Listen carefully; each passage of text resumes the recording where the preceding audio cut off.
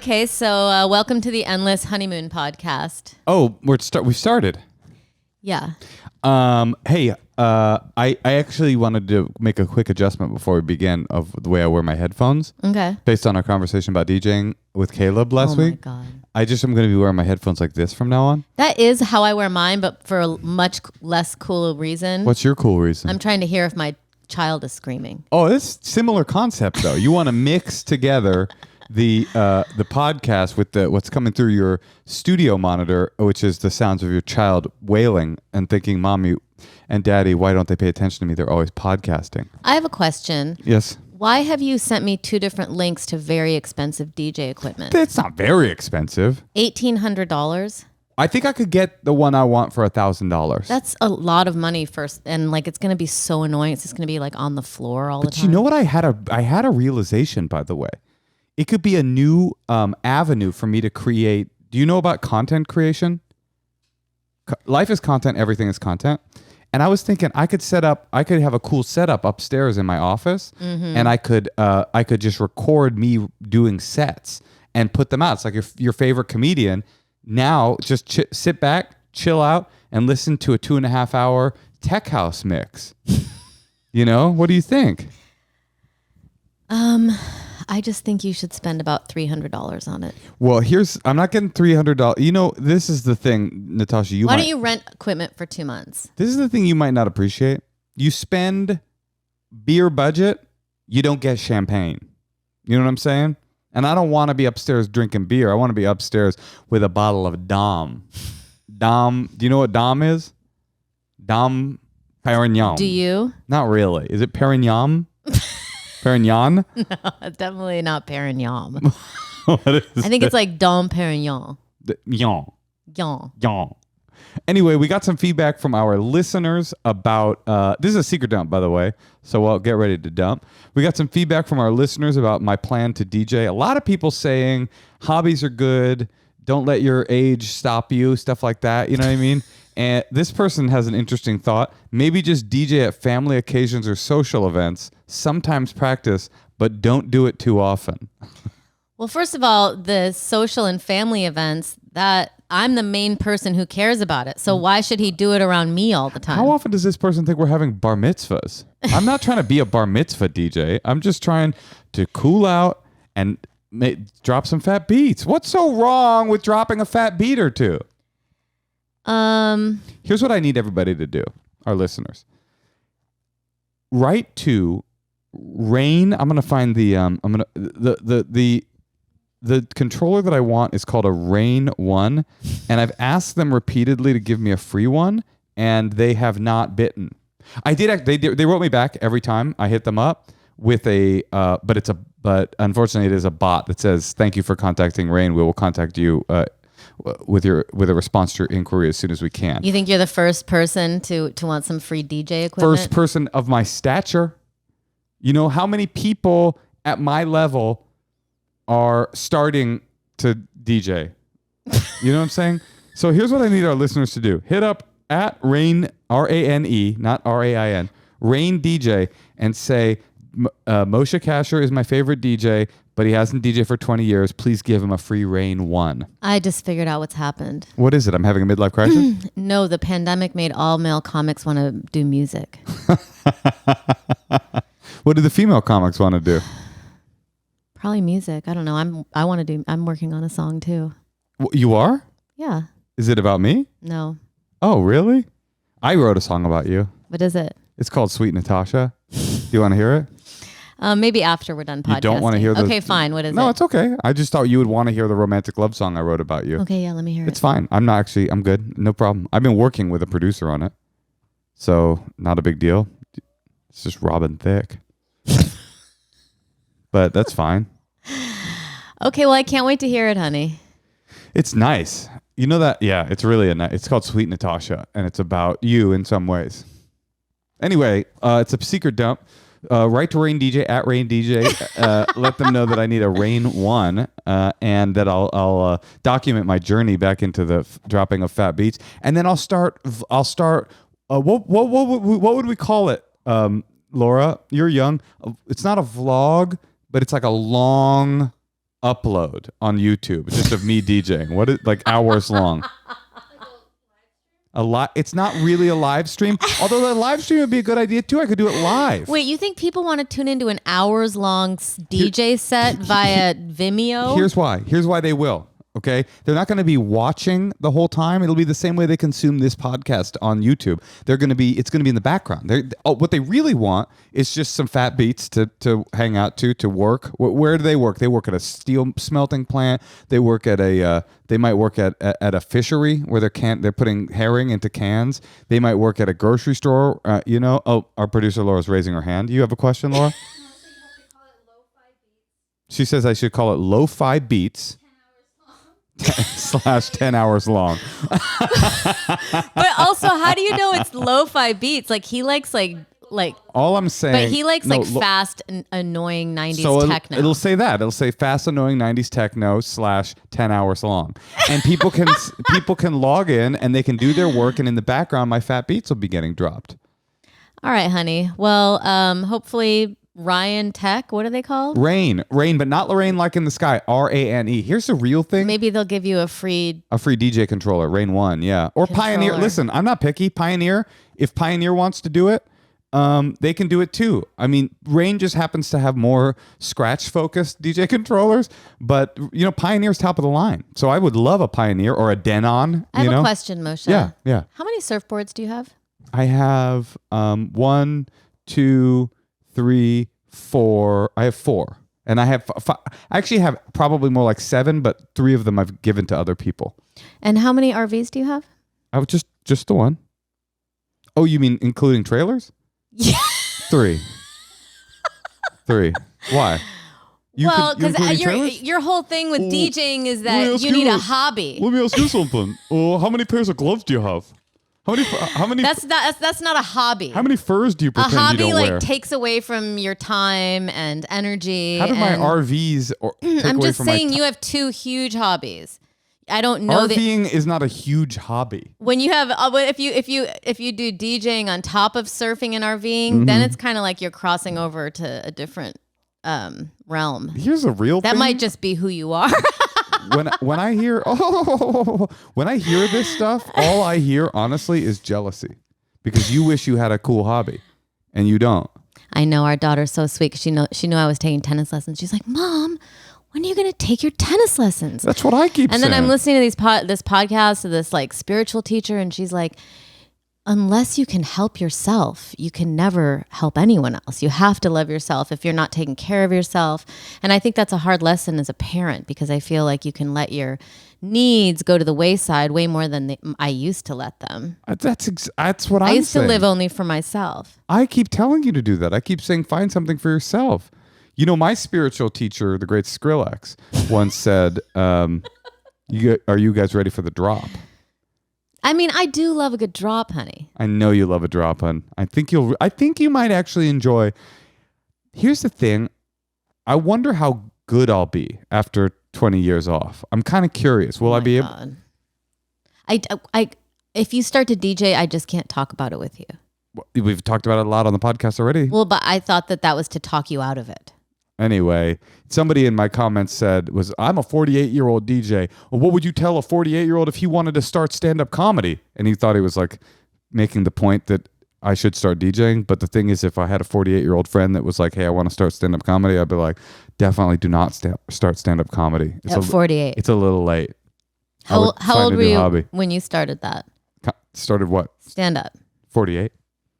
I was 26. That's pretty late in the game. I felt like it was old then, which is crazy because now that seems young to me. I was 20, probably 21. 21? 22 probably. I was just out of college. I remember that. My last year in college, I had started, but I was really a hobbyist. And then after I graduated from college is when I got really serious about it. Yeah. All right. Well, Moshe, listen, I'd love to talk to you. I'd love to stay and chat. The old days. But I think we have to listen to some secrets. Yeah. Rain 1, at Rain 1. Or, at Rain DJ and Pioneer and Denon. Just hit them up. Hit these people up. Tell them I need it. Somebody hit Almond Surfboards up for me recently, telling them to sponsor me. They didn't do it, but I appreciate the effort. Here's some secrets. Hi, Natasha. Hi, Moshe. I am calling today to leave my secret, which is that I had this coworker, and I say had because I just quit my job 2 days ago. So this coworker is a fellow gender nonconforming person, and up here in God's country, you think two people like us want to stick together. But in reality, I can't fucking stand their guts. They were actually one of the main reasons why I quit my job.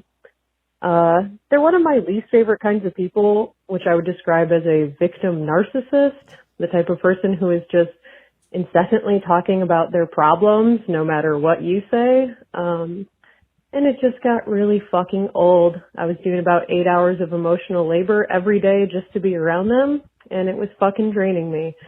So instead of hurting their feelings and telling them you need to go home and work on your personality because it sucks, I decided to quit instead. So maybe I'm the fucking loser, but we'll find out.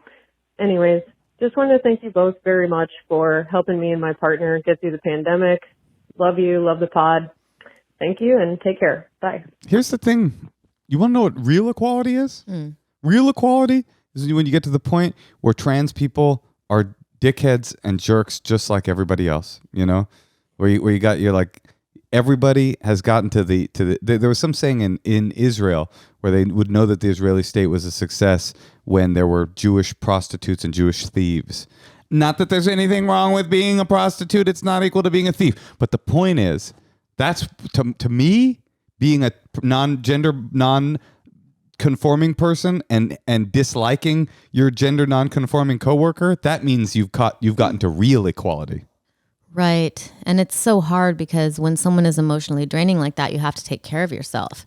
But at the same time, you have to kind of understand that I'm sure something happened to your coworker that makes their personality unbearable. And, you know, it's hard for everybody to get through life in the ways that they have to. I agree with you, Natasha, but I do think that I am not. But you can choose to change it, or you can choose to not be around them, which is what she did. Yeah, exactly. But that's pretty dramatic to quit your job because someone's so fucking annoying. And she had to be with them all the time. By the way, there's no possibility this gender non-conforming person, one of two in a rural area of the United States where the other gender non-conforming person quit recently, isn't going to know exactly that you're talking about them. But I digress. Have you ever had a coworker so annoying that you quit your job? That's pretty bold. That's very annoying. That's a really bad personality. Gosh. Yeah. I mean, there's got to be a way to not have 8 hours of emotional drain at your job. I'll tell you what. I'll tell you who does not like emotional labor. Young people. I don't like it. Who likes that? I'm just saying that's a big turn of phrase right now. I don't have the emotional labor. I don't want to do the emotional labor to be able to. It's a kind of a woke way of saying you're fucking annoying. You require a lot of emotional labor. Why is that woke? That feels confrontational. No, it's not woke per se. Although I'm also thinking when people say the word woke, it's kind of like when moms used to say da bomb. You know, like when white moms started saying da bomb. Like everybody says woke now, and it's like Eddie. It's like a signal. It's a dog whistle to me that I don't want to talk to you if you say so. Maybe I shouldn't say it. My point is, emotional labor is a progressive slang.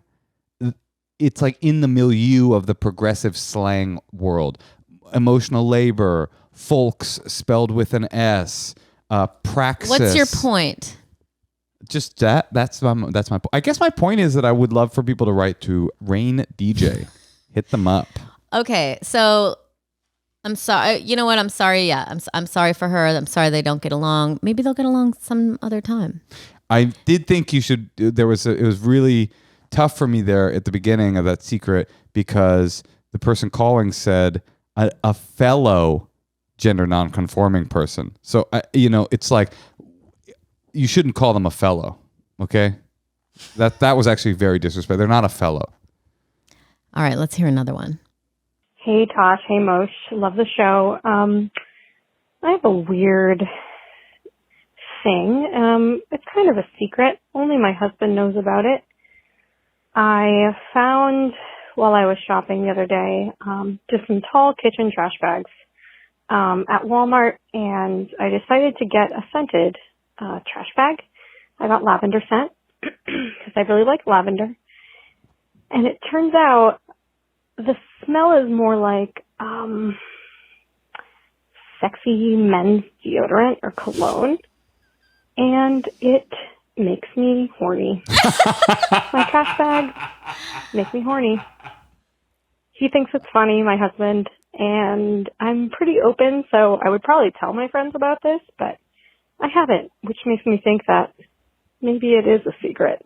So anyway, thanks, guys. Love you. Bye. I love that. I have on my grocery list to buy unscented garbage cans because I always accidentally buy scented and they smell putrid to me. Well, I hate that men's heavy cologne. I actually hate that smell too. I'm really amused by the idea, forgetting that it's even a garbage bag, that this person, every time they smell like that, like particular, like Axe body spray kind of man scent, are just like, ooh, I'm juicing. Well, let's not forget that that smell is mixed with like juice, garbage juice.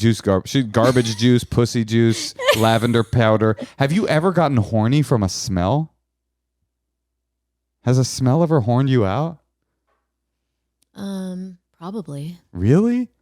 There's no connection between my olfactory senses and my dong.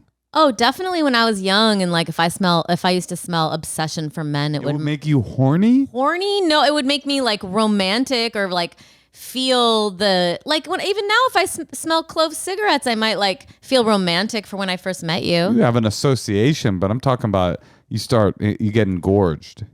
You go into estrus. Because you smell of fucking sunflowers, Debbie Gibson's Electric Youth. That's crazy to me, to be horny from a smell.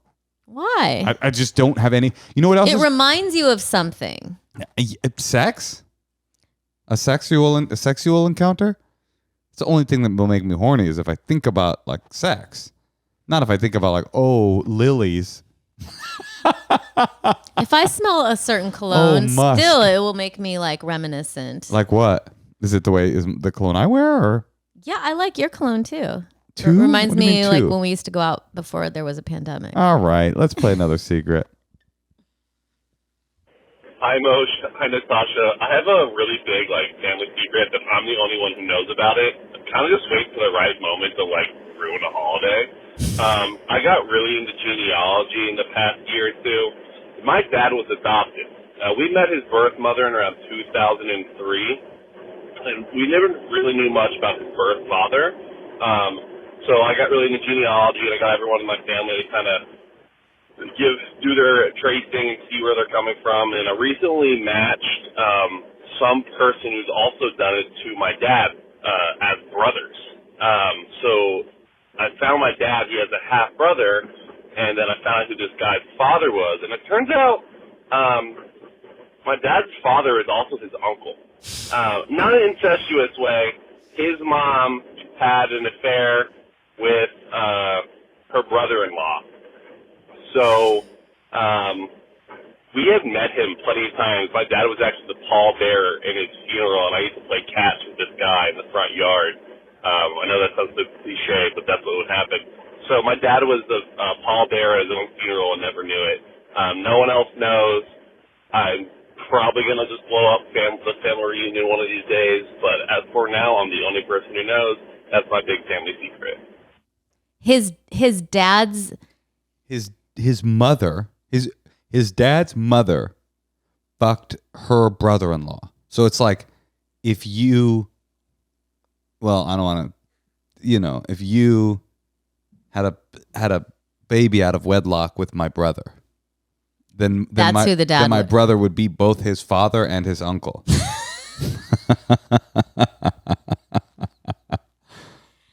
That's kind of rough.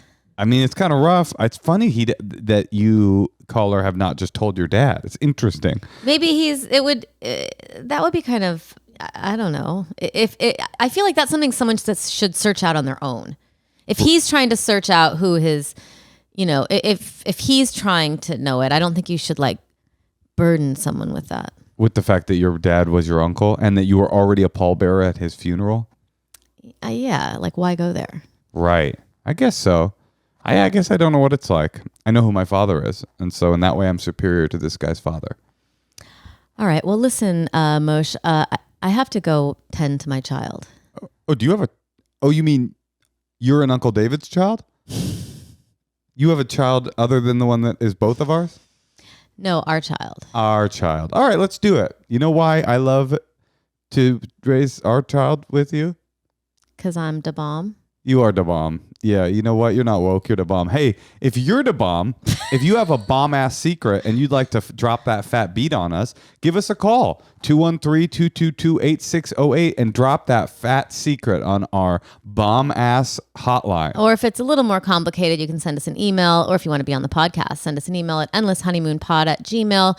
Or go to our Instagram page and subscribe to our YouTube.